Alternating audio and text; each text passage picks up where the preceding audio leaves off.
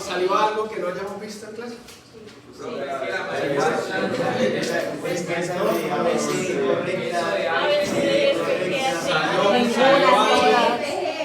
Salió algo que ustedes ya habían dicho, uy, eso nunca lo vimos, eso tan raro, tan extraño. ¿Salió?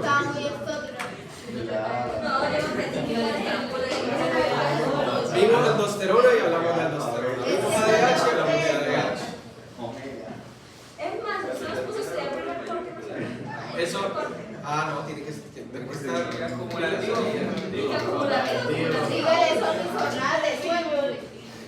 Yo me lo imagino por allá estudiando musculoesquelético y... Electro. Infarto. Y les pregunté cosas útiles, no pueden decir, ay no, ¿esto para qué? O sea, yo por allá aprendo los receptores de acetilcolina, porque es una primer corte. esto tenía que estar ya aprendido. Otra vez, personaje. Bueno, si los parciales puros 0,5, puros 0,8. ¿Cómo va a ser 08? Que caen mal, yo. ¿Qué cosa? No, mentiras, pero no he terminado de calificar. Pero pues hasta allá tampoco. Califícalos con amor. No, pero es que yo me siento con amor, empiezo a ver esos parciales y se me quita el amor. No. Es que le voy a poner 5, ¿verdad? No. Sí, se va, vuelve. Si se lo ganan yo lo coloco, pero si nada. Bueno, regulación ácido básico. No voy a tener mucho acá porque por el tiempo nosotros tenemos que ir avanzando ya. Y no bloquear pues ahí todo el tiempo en reunión. Entonces vamos a hablar como lo más básico de esto. ¿Qué es un ácido y qué es una base?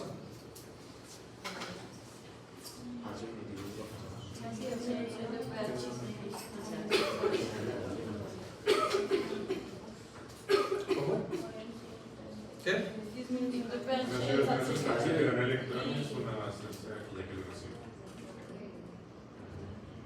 Es una sustancia, un ácido es una sustancia que puede donar, específicamente hablando de hidrogeniones, y eso hace que se acidifique el medio o se vuelva, digamos, o disminuya el pH.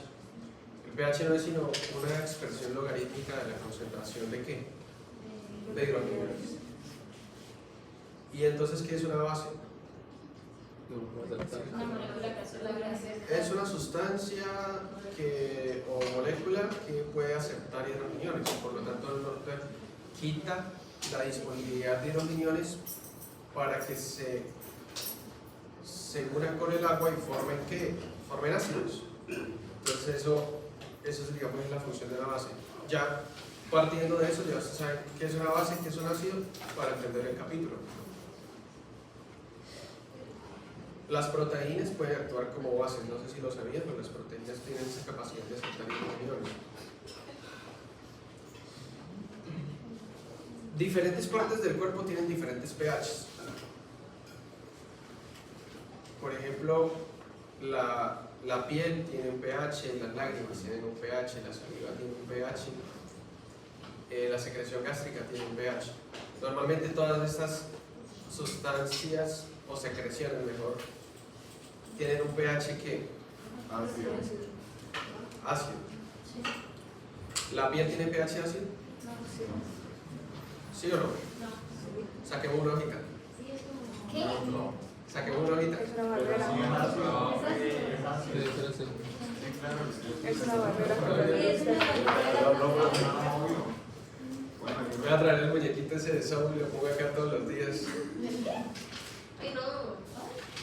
La piel tiene un pH ácido, muchachos, porque tiene que evitar la colonización bacteriana. Entonces, tiende a tener un pH ácido. Y más porque hay producción de ácidos grasos en la piel. Eso significa un poco. Y la piel pues tiene un pH ácido y tenemos unas bacterias comensales que son capaces de tolerar ese pH y unas que no tanto. Entonces la idea es digamos, ponérsela difícil a los microorganismos externos de que coloricen la piel.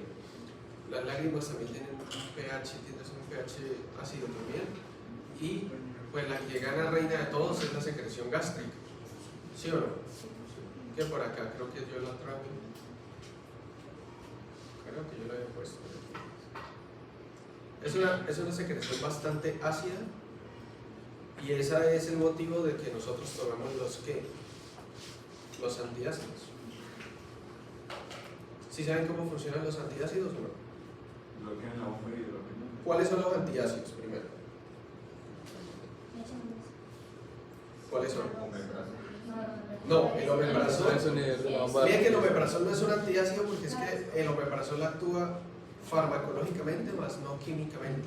¿Sí me hago entender? El bicarbonato. O sea, sí. O sea, el omeprazol va y se pega en la bomba de hidrogeniones que inhibe la bomba de hidrogeniones. Entonces no tiene cómo sacar hidrogeniones al medio para volver el ambiente más ácido. Entonces él actúa farmacológicamente, es decir, se pega en un receptor y todo se pega ahí. Pero los antiácidos no actúan farmacológicamente, o sea, actúan químicamente por las sustancias que son en sí. Y esos son, por ejemplo, Bicarbonato. sí, el bicarbonato es un antiácido, pero usted no ve que uno se lo formula el paciente comúnmente. La milanta. La famosa milanta, que es el nombre comercial, pero esos son que hidróxido de aluminio, hidróxido de magnesio, que normalmente vienen con algo que se llama cimeticona, que es para tratar la parte de los gases. Y ellos actúan, pues sencillamente actúan como un alcálisis,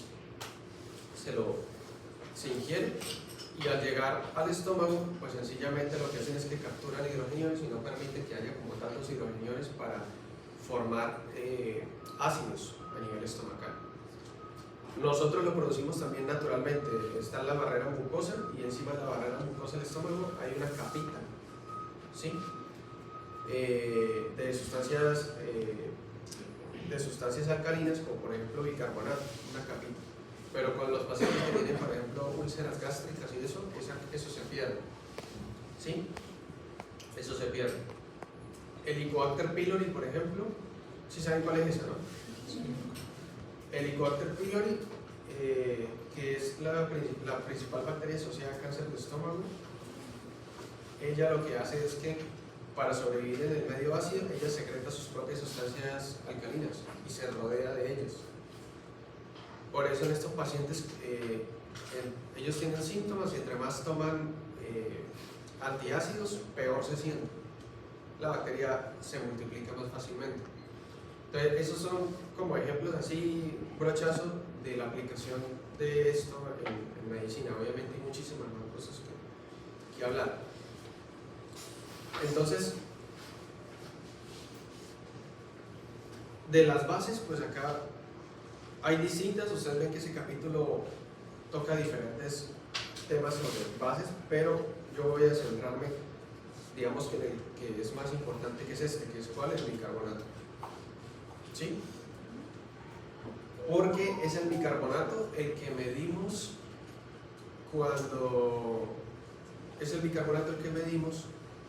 cuando tomamos los gases arteriales. Ellos nos reportan es el bicarbonato. Entonces, digamos, ese es el que yo más me quiero centrar. Vamos pasemos una lista. Pasemos una lista. Yo veo como que faltan ahí cabezas. Solamente una persona me escribió que estaba enfermo. Esto, no sé, pero veo como poquitos. No lo creo. Siempre la gente conmigo va hasta el final. Muchachos, aprendan a no darse por vencidos por cosas. Ustedes ven que todo se está como poniendo oscuro y de una vez sueltan la toalla y se rinden. Uno tiene que morir de pie y tiene que irse hasta el final. Pero no irse hasta el final, ay, me voy a ir hasta el final a ver si el profesor de pronto se quedó y pasemos. No, o sea, váyase hasta el final peleándola. Lúchela, o sea, ustedes son estudiantes de medicina. No pueden ustedes en el momento en que el paciente entra en paro y ay, no, entró en paro. No, ya que fracasó. No, tienen que quedarse, RCP, todo hasta el final, ya Entonces, dejen de, no, ustedes se frustran muy rápido y tiran la toalla muy rápido. Bueno, entonces, entre más bajo sea el pH, mayor concentración de hidrogeniones, entre más alto sea el pH, pues mayor concentración. ¿Cuál es el valor del pH arterial? Más o menos esto. Acá está. ¿Listo? El pH arterial nos lo reportan también en los gases. Ese valor también sale ahí.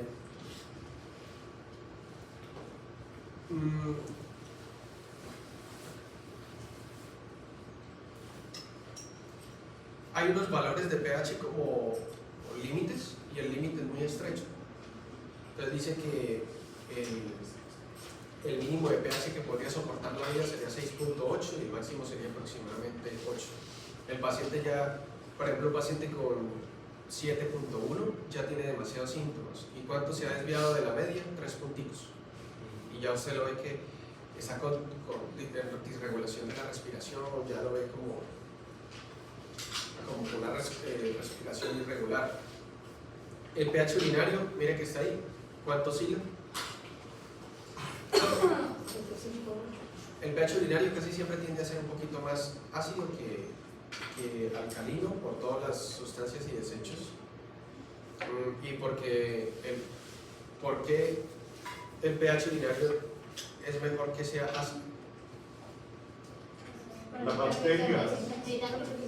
Por la inhibición del crecimiento bacteriano. Obviamente, la orina tiene que ser un líquido estéril, en la orina no tienen que haber bacterias como tal. ¿Sí? La orina es un medio, no sé si, creo que yo se lo dije cuando estábamos iniciando toda la parte renal, que la orina era un medio de protección contra las infecciones. Entonces, el orinar recurrentemente protege por los microorganismos que están constantemente ascendiendo. Sobre todo, ¿quiénes están más expuestas? Las mujeres. Y entre las mujeres, ¿quiénes más? Niñas pequeñas y mujeres embarazadas. Entonces, el miccionar frecuentemente barre esos microorganismos que constantemente están tratando de ascender desde la parte genital y uretral hacia arriba, hacia vejiga. Entonces, el miccionar protege de eso. Y al ser también un líquido ácido, pues también inhibe el crecimiento bacteriano. Por eso se dice que la orina es un líquido estéril. Ahora no me van a decir, ay, yo tengo una tía que le tomaron un uroanálisis y salió con infección. Pues claro, tiene una infección urinaria. Si tienen una infección urinaria, pues sí van a aparecer bacterias en la orina. ¿Listo? Y sale una cosa que se llama piuria. ¿Qué es piuria?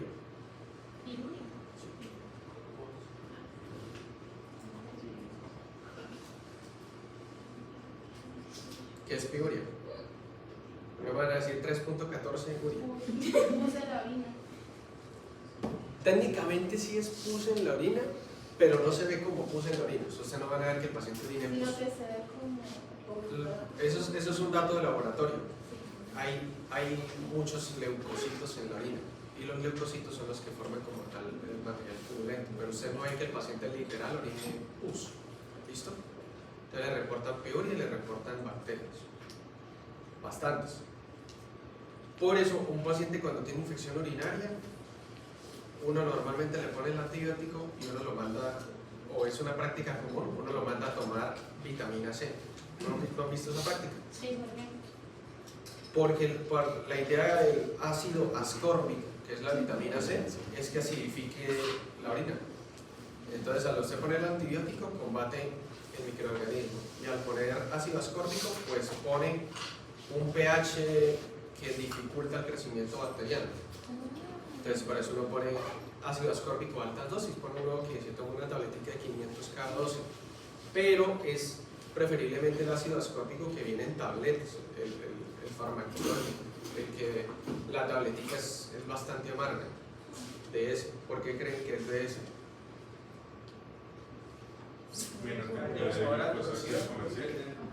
Algunos de ustedes están cerca de mí con Andukia, que está dando la presentación en la mesa del simposio, y yo le hice la pregunta de la vitamina C. No sé si alguno de ustedes está por ahí. Porque la glucosa se parece mucho a la vitamina C y se absorbe más glucosa que la vitamina C. Ahí está. Esas presentaciones farmacológicas de vitamina C, de MK y todo eso, que son dulces, no son efectivas. porque la estructura molecular de la vitamina C se parece a la de ¿quién? A la de la glucosa. La estructura es muy parecida. Y entonces se ponen a competir la vitamina C y la glucosa, ¿y quién gana? Pues la glucosa. Entonces la vitamina C no se absorbe y no hace como el efecto como tal que requeriría, y la biodisponibilidad es muy baja. Entonces, digamos, en la parte de excreción no hace mucho. Entonces, la vitamina C que se prefiere es la vitamina C que venden en tableticas o en cápsulas de 500 o 1000 miligramos. Esas son las que se deberían tomar, esas son las que realmente hacen efecto como tal. ¿Listo? No la efervescente, esa dulcecita, no la que venden en Dollar City, ese que es como una pastillita de naranja, que esa vaina trae 75 miligramos de ácido ascórbico. 75 no es nada. ¿Listo? Entonces, vitamina C de la pura, vitamina C de capsulitas. Entonces, ese pH inhibe el crecimiento bacteriano. El pH urinario pues puede cambiar dependiendo cómo esté el paciente. Si el paciente, por ejemplo, está acidótico, ¿qué va a pasar? Ya no me traen la pelotita para jugar. No sé, pero... Pues está absorbiendo bicarbonato para intentar regular Pero hay que buscar a la moderación. Ay, sí, sí la traen. No, porque tiene bicarbonato. Tendría bicarbonato. Pero cuando está calor. Ahí está, mira, traen la mamalona.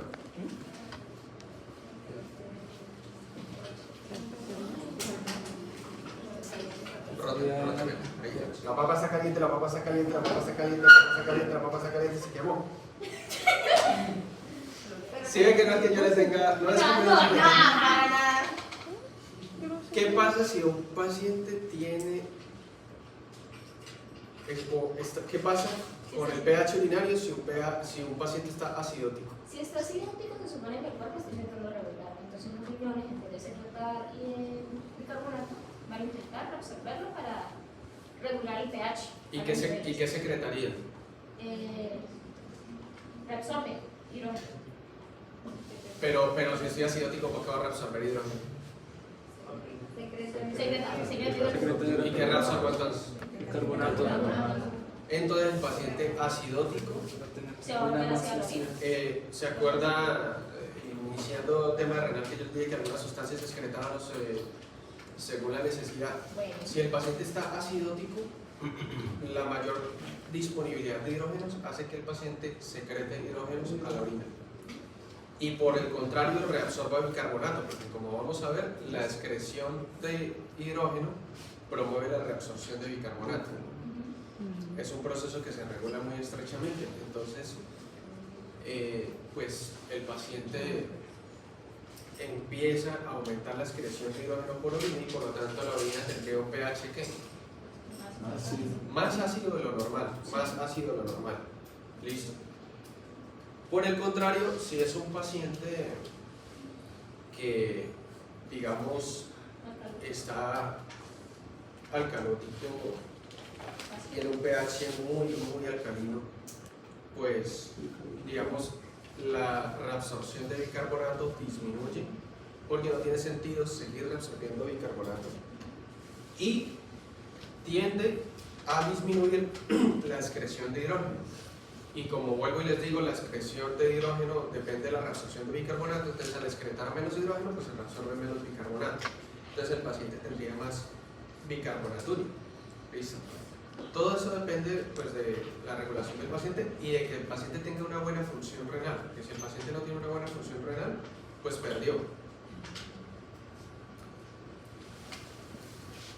Entonces ahí ustedes ven en el capítulo, hablan del sistema, del capítulo que sé que no leyeron.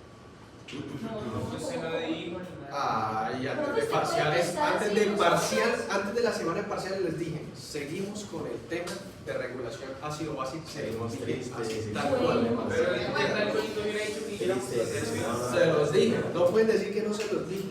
Bueno, se le dio lo que pasa es que se le queda rápido. Bueno, sí. Ahí habla de un sistema amortiguador, pues el sistema amortiguador digamos el más importante es el bicarbonato, por lo que ya les comenté, de esa capacidad de separación de hidrogenios. En diferentes tejidos, bueno, diferentes tejidos no, más que todo, hablando de riñón y pulmón, está esta enzima que se llama ¿cómo? Básicamente coge ácido carbónico, agarra ácido carbónico y lo degrada. ¿Y lo degrada en qué? ¿En qué lo degrada?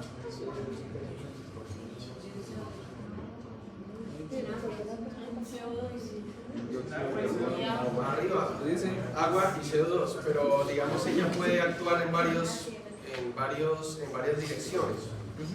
¿Sí? Puede actuar en varias direcciones. Pudiera formar también a partir de agua y CO2 ácido, sí, pero digamos que no es tan necesaria porque usted simplemente si tiene agua y CO2 en la misma solución, ellos solitos se combinan sin necesidad de una enzima que esté catalizando el proceso. Y la anhidrasa carbónica pues también tiene la capacidad de dividir formando ion bicarbonato y el hidrógeno como tal, que ustedes ven acá que está solito. ¿Por qué les cuento esto? Porque esto y esto actúa a nivel pulmonar y a nivel renal, y es lo que nos va a dar como digamos la regulación ácido-base del paciente.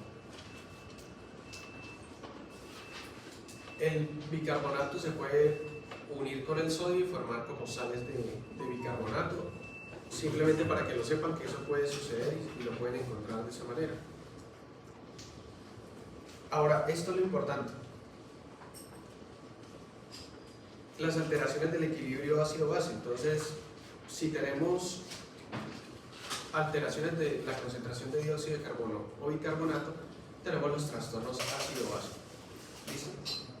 Entonces, si tenemos disminución de la concentración de bicarbonato, ¿cómo se llama?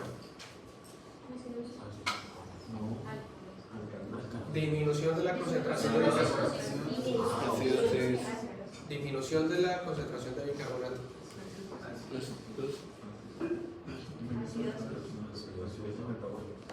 Bueno, saquemos una hojita. Pero es que se están ganando el quiz. Ahí dice, por allá dice, se agarra. ¿Por qué metabólico? Porque es del riñón. ¿Listo? Porque es del riñón. No tiene que ver con la parte respiratoria. ¿Se acuerdan de lo que yo les dije? Si tienen un paciente acidótico o alcalótico, el problema está en uno de los órganos, o de plano, si está muy de mal, le pongo los dos, que es que pulmón y riñón. ¿Cuál es la otra forma? Por ingesto. Por ingesto. O producción, sin ingerir, que yo lo esté produciendo endógenamente. ¿Cómo qué? A ver, la papa está caliente, la papa está caliente, la papa está caliente, la papa está caliente, la papa está caliente, se quemó. ¿A quién le tocó? ¿A quién le tocó? ¿Se cayó? No. Esa es vieja, agárrala.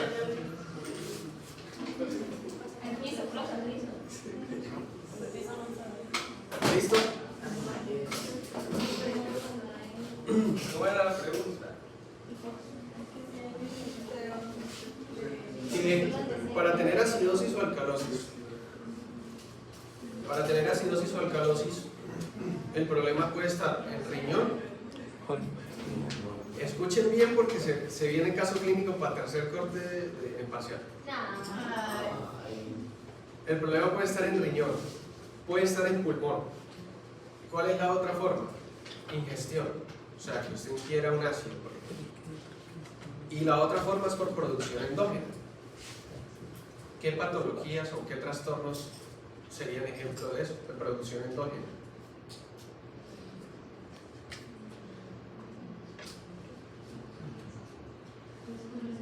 ¿Qué patologías?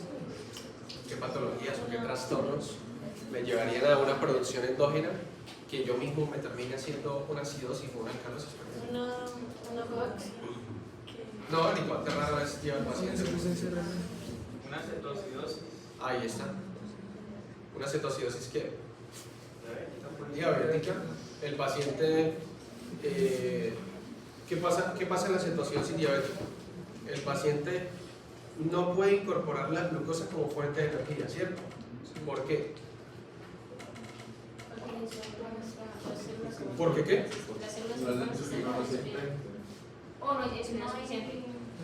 Casi siempre en la acidosis metabólica hay deficiencia de insulina. Déficit casi que absoluto de insulina. Entonces no hay insulina que haga que la glucosa ingrese al interior de la célula. ¿Sí o no? Sí. Entonces la célula, ¿qué hace? Comienza la gluconeogénesis. Entonces empieza a ser... No, más que gluconeogénesis. Bueno, puede ser gluconeogénesis, pero más que gluconeogénesis hace glucólisis. Entonces empieza a degradar reservas de ácidos grasos y reservas de glucógeno. Y empieza a hacerlo de tal manera para ella producir su propia fuente de glucosa intracelular, que al hacerlo de esa manera se producen cuerpos cetónicos y algunos productos intermedios que pueden actuar como ácidos, o sea, donan hidrogeniones al medio. ¿Sí? Puede producirse algo de ácido láctico, cuerpos cetónicos, ¿sí? Lo mismo ácido grasos degradados. Y entonces el paciente libera al medio extracelular esas sustancias, y eso lo que hace es que termina combinándose con el agua y formando ácidos. Entonces el paciente, cuando se le toma los gases arteriales, que va a reportar el examen, que va a reportar los gases arteriales en ese paso. ¿Cómo va a estar el pH? Entonces reporta un pH bajo. Listo. Y puede que le reporten el ácido en sí, o le reportan de plano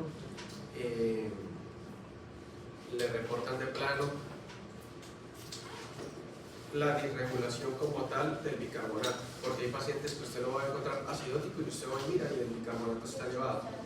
Eso quiere decir que el paciente está intentando compensar esa acidosis que tiene.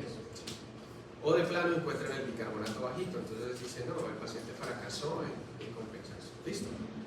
Bueno. Entonces, metabólica si tiene que ver con el bicarbonato como tal, y si tiene que ver con el CO2, ¿qué sería? Entonces, una acidosis respiratoria.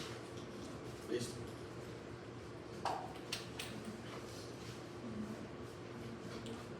Acá un ejemplo, entonces, un incremento de la ventilación, o sea, empezar ustedes a respirar más veces por minuto, lo que hace es que barre, elimina CO2 y hay menos disponibilidad de dióxido de carbono,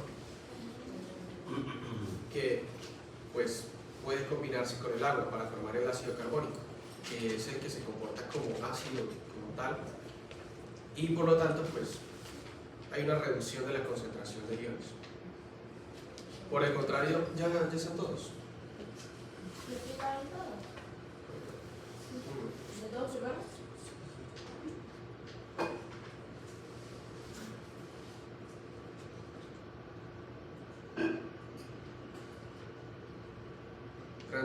¿sí? Faltaron 6. Yo creo que le fue bien en el parcial. Solamente una me escribió que está enferma y esa se la perdonó.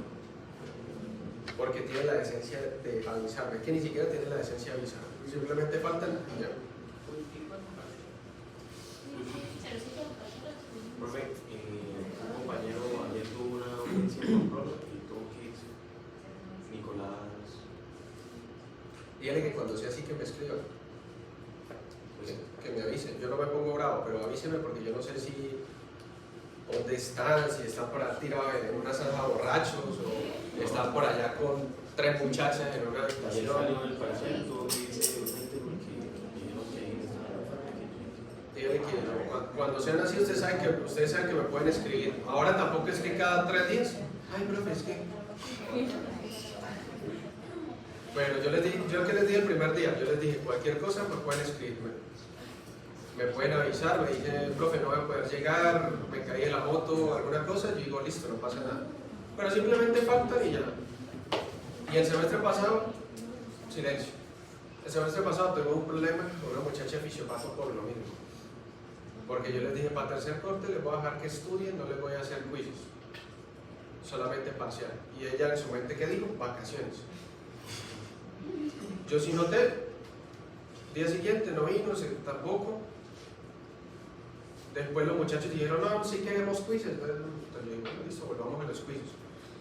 Cuando ya tenía como 2 quizzes perdidos, ay no, profe, es que usted dijo que no iba a hacer quizzes, a mí se me hizo fácil venirme para Bogotá. Y así. Y luego quería que yo le recuperara esa nota. Mejor dicho, eso fue un problema, eso terminé hasta debiendo. Entonces, y yo ni sabía, ya me escribió cuando estaba por allá, cuando ya casi como una semana por allá. Entonces así no son las cosas. Avísenme si es algo así. Lo de hoy no creo que todos los 6 hayan tenido alguna contingencia, no creo. Y todavía que puse la clase a las 7, ¿qué tal que la haya puesto a las 6?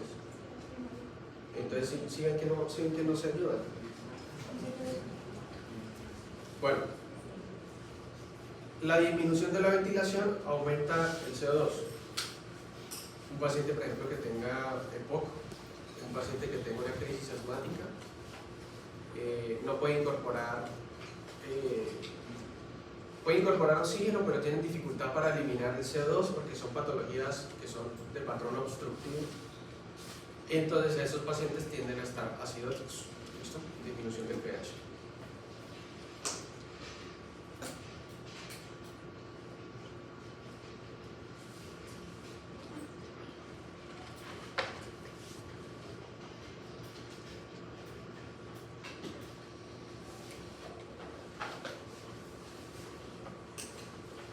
Bueno, acá, esto es lo que me interesa. Disculpen un momento. Señor Jaime Rodríguez, ¿qué llegó? ¿Lo del link que yo le comenté?